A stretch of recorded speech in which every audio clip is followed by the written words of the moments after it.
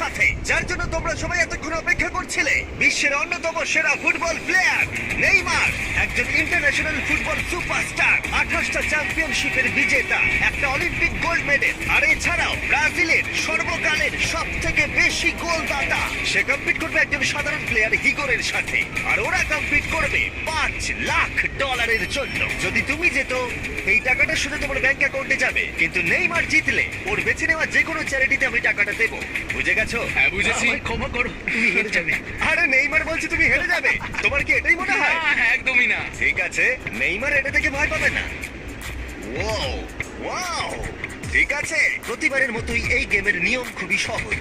আমরা শুরু করব একটা পেনাল্টি শুট আউট দিয়ে। দুজনে স্কোর করলে আমরা 15 পা করে পিছিয়ে যাব। ততক্ষণ আমরা এটা করে যাব যতক্ষণ না একজন স্কোর করে আর একজন মিস করে দেয়।